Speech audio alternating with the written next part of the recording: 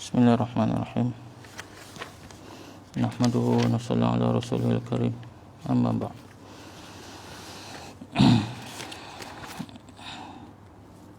InsyaAllah kita dengar beberapa buah hadis mengenai solat. Mudah-mudahan bermanfaat bagi kita insyaAllah.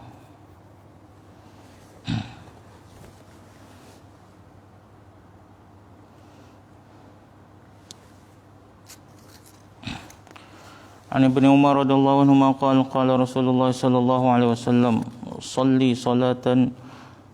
salli salata muwaddi'in ka'annaka tarahu fa in kunta la tarahu fa innahu yarak. Sayyidina Abdullah bin Umar radhiyallahu anhu berkata bahawa Rasulullah sallallahu alaihi wasallam bersabda, tunaikanlah solat seumpama solat seseorang yang mengucapkan selamat tinggal, yakni seperti orang yang menganggap bahawa solat yang dia tunaikan ialah solatnya yang terakhir sebelum dia meninggal dunia. Dan tunaikanlah solat dalam keadaan seolah-olah kamu melihat Allah Subhanahu wa taala. Sekiranya keadaan ini tidak dapat dihasilkan, maka sekurang-kurangnya hendaklah kamu merasakan bahawa Allah Subhanahu wa taala melihat kamu. Sayyidina Abdullah bin Umar radhiyallahu anhu berkata bahawa Rasulullah sallallahu alaihi wasallam bersabda, tunaikanlah solat seumpama solat seorang yang mengucapkan selamat tinggal, yakni seperti orang yang menganggap bahawa solat yang ditunaikan ialah solatnya yang terakhir sebelum dia meninggal dunia. Dan tunaikanlah solat dalam keadaan seolah-olah kamu melihat Allah. Sekiranya keadaan ini tidak dapat dihasilkan, maka sekurang-kurangnya hendaklah kamu merasakan bahawa Allah Subhanahu wa taala melihat kamu.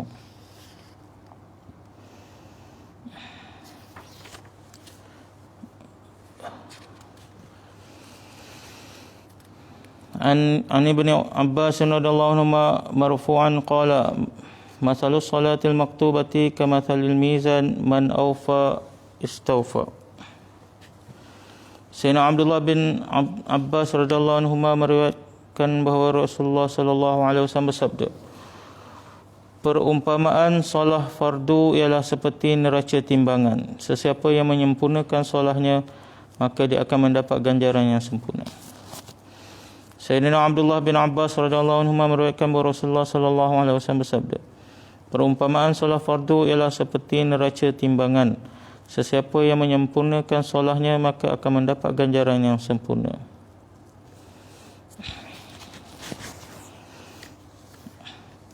An Abi Hurairah radhiyallahu anhu qala shalla bina Rasulullah sallallahu alaihi wasallam al-'asra fa basara bi rajulin yusalli fa qala ya fulan ittaqillah ahsin salatak atarawna anni la arakum inni la ara min khalfi kama ara min bayni yaday ahsinu salatakum wa atimmu ruku'akum wa sujudakum. Sayyidina Abu Hurairah radhiyallahu anhu meriwayatkan Rasulullah sallallahu alaihi wasallam telah mengimami kami dalam solat asar. Maka baginda sallallahu alaihi wasallam nampak seorang lelaki yang sedang bersolat. Baginda bersabda, wahai fulan, takutilah Allah, perelokkanlah solat kamu. Adakah kamu beranggapan bahawa aku tidak nampak kamu? Sesungguhnya aku nampak dari belakang sebagaimana aku nampak dari hadapan. Perelokkanlah solat kamu dan sempurnakanlah rukuk serta sujud kamu. Sayyidina Abu Hurairah radhiyallahu anhu meriwayatkan Rasulullah sallallahu alaihi wasallam mengimami kami dalam solat asar. Maka baginda sallallahu alaihi wasallam nampak seorang lelaki sedang bersolat, lalu baginda bersabda, wahai fulan, takutilah Allah Subhanahu wa taala, perelokkanlah solat kamu. Adakah kamu beranggapan bahawa aku tak nampak kamu? Sungguhnya aku nampak dari belakang sebagaimana aku nampak dari hadapan. Perelokkanlah solat kamu dan sempurnakanlah rukuk serta sujud kamu. Keterangan, Rasulullah sallallahu alaihi wasallam dapat melihat dari belakang merupakan salah satu mukjizat Nabi sallallahu alaihi wasallam. An Wa'il bin Hujr radhiyallahu anhu qala kana Rasulullah sallallahu alaihi wasallam idza raka'a farraja asabi'ahu wa idza sajada dhamma asabi'ahu. Sayyidina Wa'il bin Hujr berkata bahawa Rasulullah sallallahu alaihi bahawa apabila Rasulullah sallallahu alaihi wasallam rukuk, baginda akan merenggangkan jari-jari tangan baginda di lutut, dan apabila sujud, baginda akan merapatkan jari-jari baginda. Sayyidina Wa'il bin Hujr radhiyallahu anhu berkata, apabila Rasulullah sallallahu alaihi wasallam rukuk, baginda akan merenggangkan jari-jari tangan baginda di lutut, dan apabila sujud, baginda akan merapatkan jari-jari baginda.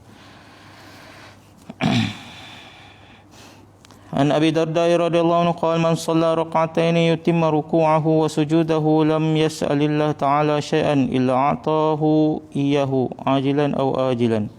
Sayyidina Abu Darda radhiyallahu anhu berkata, sesungguhnya sesiapa yang menunaikan solat 2 rakaat dengan menyempurnakan rukuk dan sujud, dan selepas itu dia berdoa pada Allah, maka Allah akan mengurniakan kepadanya sama ada segera ataupun lambat kerana maslahat tertentu. Sayyidina Abu Darda radhiyallahu anhu berkata, sesiapa yang menunaikan solat 2 rakaat dengan menyempurnakan rukuk dan sujudnya, dan selepas itu dia berdoa kepada Allah, maka Allah akan mengurniakan kepadanya sama ada segera ataupun lambat kerana maslahat tertentu.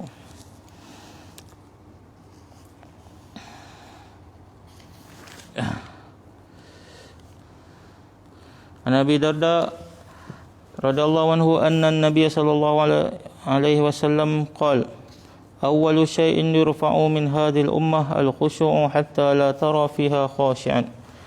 Sayyidina Abu Darda radhiyallahu anhu meriwayatkan bahawa sesungguhnya Nabi sallallahu alaihi wasallam bersabda, perkara pertama yang akan diangkat daripada umat ini ialah khusyuk dalam solat, sehingga kamu tidak akan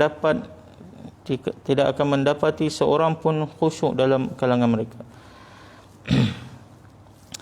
Sayyidina Abu Darda radhiyallahu anhu meriwayatkan bahawa sesungguhnya Nabi sallallahu alaihi wasallam bersabda, perkara pertama yang diangkat daripada umat ini ialah khusyuk dalam solat, sehingga kamu tidak akan mendapati seorang pun yang khusyuk dalam kalangan mereka.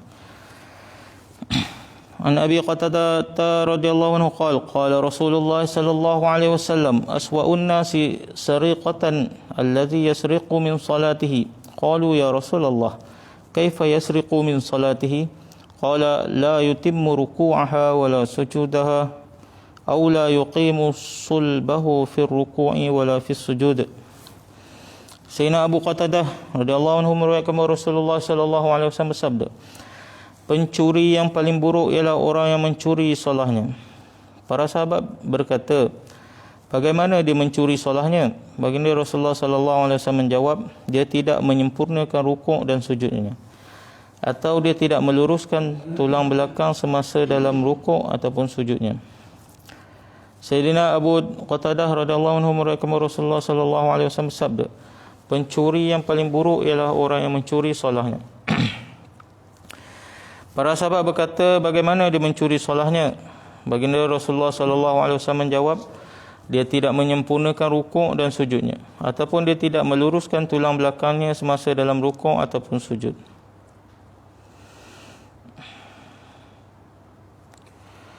An Abi Hurairah radhiyallahu anhu qala Rasulullah sallallahu alaihi wasallam, la yanzurullahu ila salati rajulin la yuqimu sulbahu baina ruku'ihi wa sujudihi.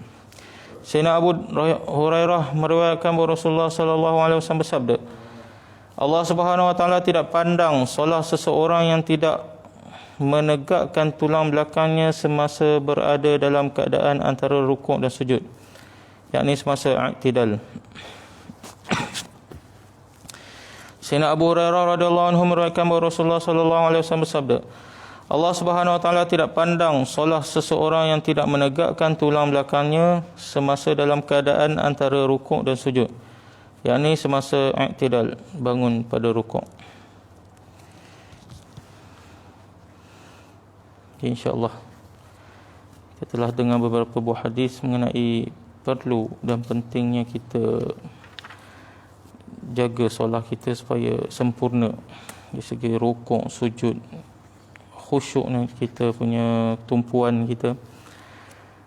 Kerana solat ni lah perkara yang Allah Subhanahu Wa Taala akan tanya mula-mula. Kalau baik solat kita, maka seluruh amalan kita akan Allah Subhanahu Wa Taala terima.